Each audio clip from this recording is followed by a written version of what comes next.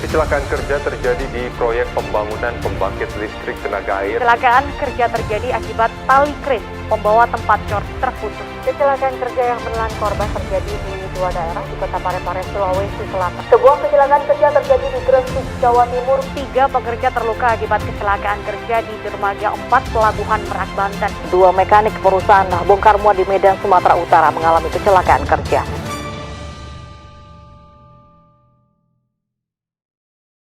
Halo Sobat Biru Hitam, selamat datang di episode perdana Ngobras, Ngobrol Asik Bareng Humas bersama saya Faris, hanya di channel FMIPA UI Official. Oke, di episode kali ini kita akan membahas sesuatu tentang K3L, tapi sebetulnya saya sangat penasaran apa sih K3L tersebut. Maka dari itu saya sudah menghadirkan di sini Mas Gatot sebagai narasumber kita hari ini. Halo Mas Gatot, selamat datang. Halo, selamat datang juga Mas. Mas, saya tuh bertanya-tanya, K3L itu apa sih kepanjangannya? K3L itu kepanjangan dari keselamatan dan kesehatan kerja lingkungan. Betul. Oke. Nah, kalau di FMIPA sendiri, ruang lingkup K3L-nya itu sebatas apa sih, Mas? Kalau untuk di FMIPA sendiri, ruang lingkup K3L itu baru sebatas supervisi, pembuatan SOP, dan memberikan rekomendasi. Masing-masing 3 poin itu berarti punya apa ya namanya, bisa dibilang punya tugas masing-masing sendiri ya. Contohnya seperti apa nih Mas? Untuk K3 itu kita memantau, memetakan dan merekomendasikan temuan jika ada temuan atau unsur kejanggalan yang tidak sesuai dengan standar unsur K3L di fakultas. Betul. Nah, saat ini sih apa aja sih struktur dan tupoksi dari masing-masing petugas K3L di FMIPA ini? Oke, untuk struktur K3L di FMIPA UI itu kita dipimpin oleh Bapak Dekan kita. Dan di bawah Bapak Dekan itu mendelegasikan kepada Wakil Dekan 2. Di mana di bawah Wakil Dekan 2 itu ada Ketua K3L FMIPA UI yang membawahi koordinator perawatan gedung, yaitu oleh Bapak Usman, yang bertugas untuk merekomendasikan, memitigasi, dan menyelenggarakan perawatan gedung.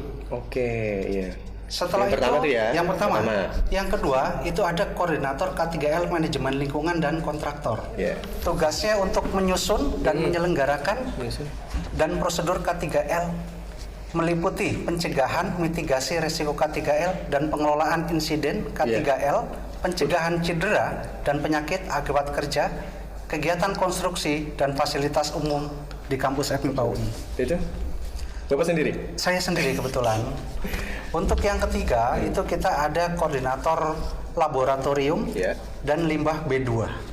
Nah, limbah B2 itu apa sih Pak? Limbah B2 itu limbah berbahaya. Biasanya itu lebih banyak itu digunakan oleh lab-lab basah seperti kimia dan biologi.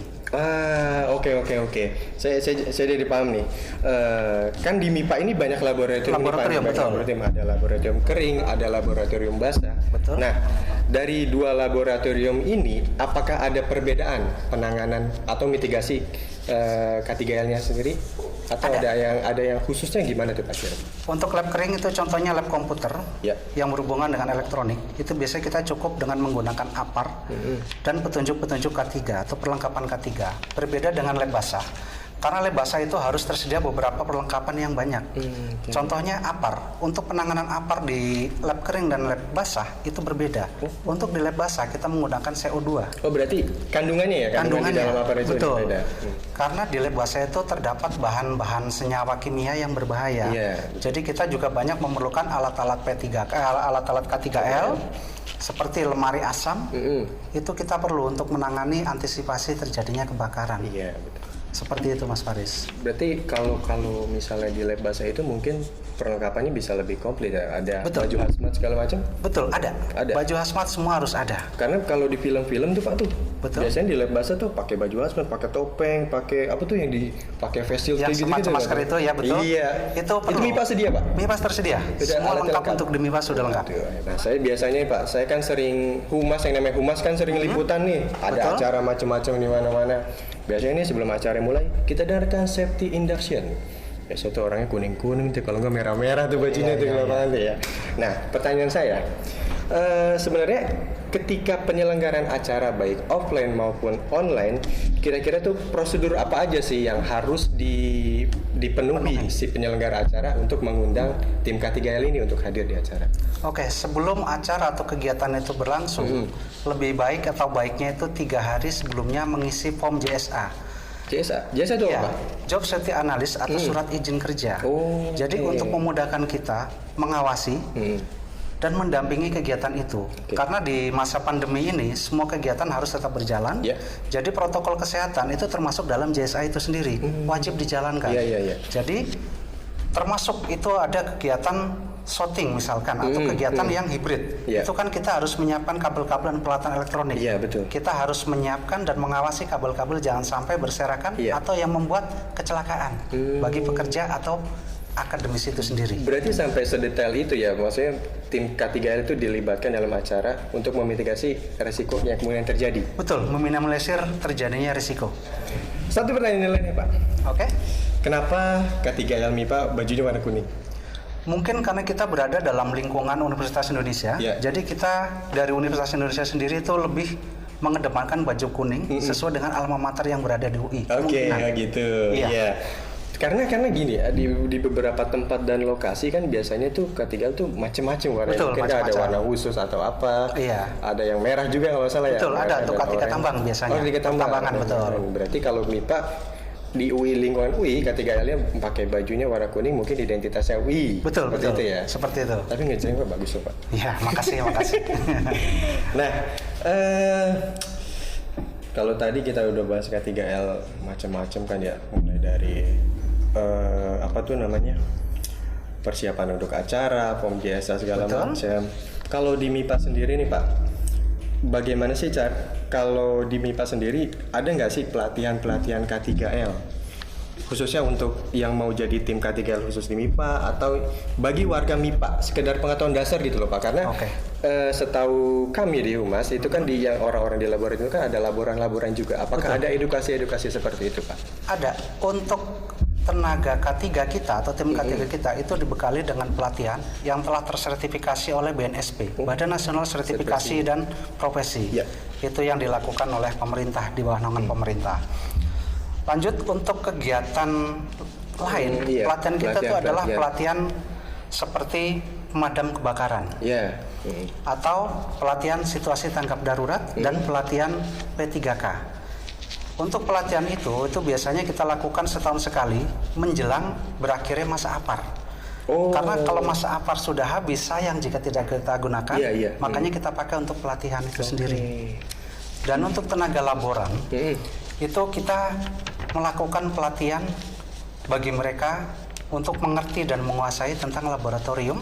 Berarti setidaknya gini ya Pak, maksudnya laboran itu dibekali dasar-dasar lah ya, dasar-dasar mitigasi bencana di laboratoriumnya masing-masing kan? Betul. Kurang lebih seperti itulah ya. Betul.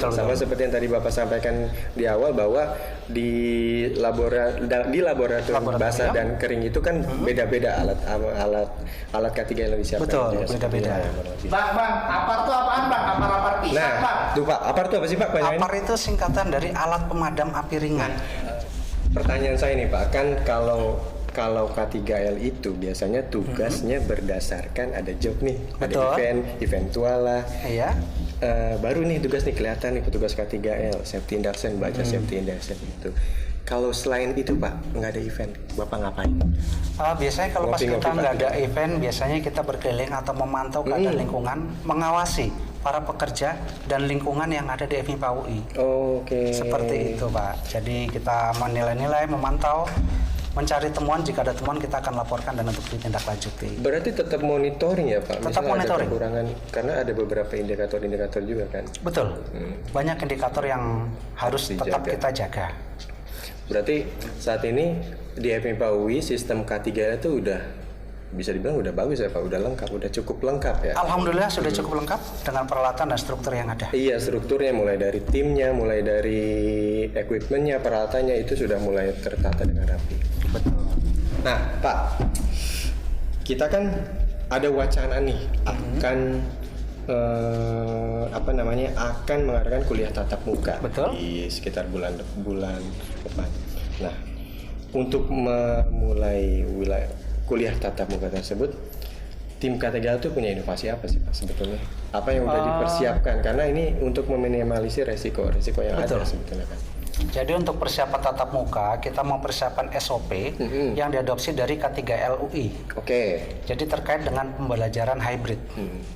Kita menyiapkan ruangan yang berkapasitas 20 orang. Dan kapasitas aslinya itu adalah lebih dari 20, tapi kita maksimalkan untuk 20 orang sesuai dengan standar SOP protokol kesehatan.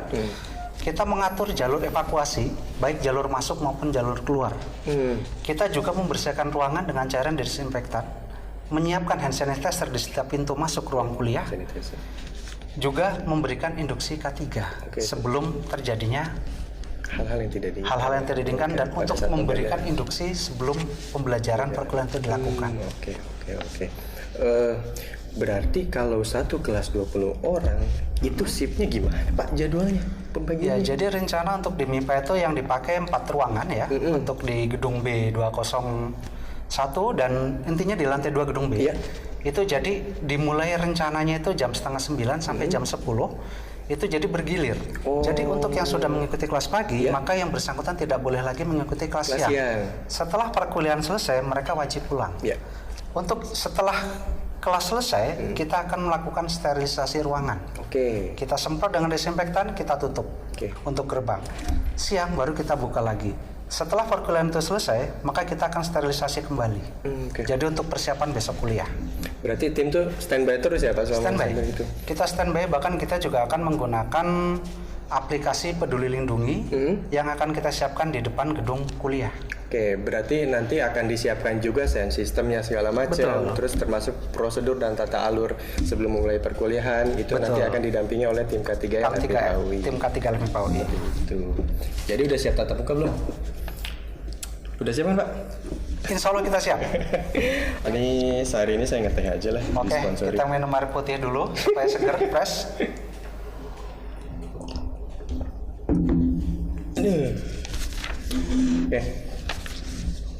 Pak Kadot, jadi nih di FMIPA UI sendiri kan banyak apa ya namanya macam-macam. Kita itu kedatangan, bukan kita kedatangan sih, maksudnya banyak unit-unit kerja lain di FMIPA UI sendiri. Kadang-kadang kesulitan nggak sih Pak bagi tugas, bagi waktunya? Tim K3L ini apakah tersebar di masing-masing departemen atau hanya terpusat di dekanat saja? Untuk tim K3L fakultas kita terpusat di dekanat, tapi kita juga menyebar ke fakultas, ke departemen. Di departemen itu juga ada tim K3-nya juga, K3 departemen. Jadi kita ada garis koordinasi. Jadi setiap departemen ada kegiatan maka akan melakukan laporan ke kita, kita bersama-sama untuk memantau dan mengawasi. Jadi saling bersinergi ya, antara di tiap masing-masing departemen itu ada koordinator dan anggotanya. Betul. Jadi kalau misalnya ada temuan atau laporan, alurnya adalah dari koordinator di departemen nanti lapor ke pusat. Gitu kan. Setelah itu kita akan langsung terjun ke lapangan untuk memantau dan melihat kondisi itu. Nah itu udah keren banget kan, berarti kuliah tatap muka insya Allah bisa aman, aman. Terus kuliah yang lainnya juga aman di lingkungan FMIPA insya Allah aman semua, terus tim K3 siap. Amin. Gatot, pesan terakhir buat teman-teman semua, sobat biru hitam kita ini, kadang-kadang kan masih suka nggak nih, mengenai dirinya sendiri atau tentang bahaya bencana K3L. Prosedur K3L seperti apa sih sebenarnya? Oke, buat teman-teman biru hitam semuanya, jadi dalam persiapan pelaksanaan tatap muka atau hibrid, sekiranya teman-teman tetap menggunakan protokol kesehatan yang ketat, menggunakan masker standar 3 lapis, menjaga jarak dengan orang lain minimal radius 2 meter, jangan berkerumun. Setelah perkuliahan selesai, maka untuk teman-teman sekalian diwajibkan untuk pulang karena tidak ada perkerumunan, tidak boleh berkerumun di area FMIPA UI. Mungkin seperti itu. Dan untuk setiap sub atau unit yang ingin melaksanakan kegiatan, itu kita harapkan mereka membuat JSA atau surat izin kerja untuk memudahkan kita memantau, memitigasi dan juga mengamankan serta mengawasi dari acara sebelum mulai sampai acara selesai, memastikan kondisi kegiatan itu aman. Nah tadi ada yang kelewat sedikit. setiap unit yang akan membuat form jasa itu Betul. ditujukannya kemana Pak? Ditujukan kepada tim K3 fakultas. Tim K3 fakultas. Betul. Oke, nanti akan ada kontak personnya kita coba lihat Siap. sini ya Pak ya. Siap. Betul. Oke. Jadi teman-teman itu dia cukup sekian dari Ngobras episode kali ini. Kita udah bahas banyak tentang K3 LMIPA UI. Bagaimana? Kita udah siap semua kan untuk menyambut kuliah tatap muka dan bagaimana kesiapan K3 LMIPA UI mulai dari equipmentnya, terus mulai dari prosedurnya, manajemen resikonya segala macam. Oke Sobat Biru Hitam, kita sudah sampai di penghujung acara episode kali ini. Terus pantengin channel FMIPA UI Official untuk dapat update-update terbaru di episode Ngobras selanjutnya. Kita masih banyak hal-hal yang menarik, menyenangkan dan pastinya asik bersama host-host dari Humas yang tampan dan cantik-cantik. Oke, saya Faris Dan saya Gatot dari K3 LMIPA UI. Oke, kami undur diri. Jangan lupa subscribe, komen, dan like serta share episode ini dan terusnya menjadi penonton yang bermanfaat untuk kita semua. Karena bersama FMIPA UI Sains itu menjadi lebih menyenangkan. Sampai jumpa dan terima kasih sudah menonton.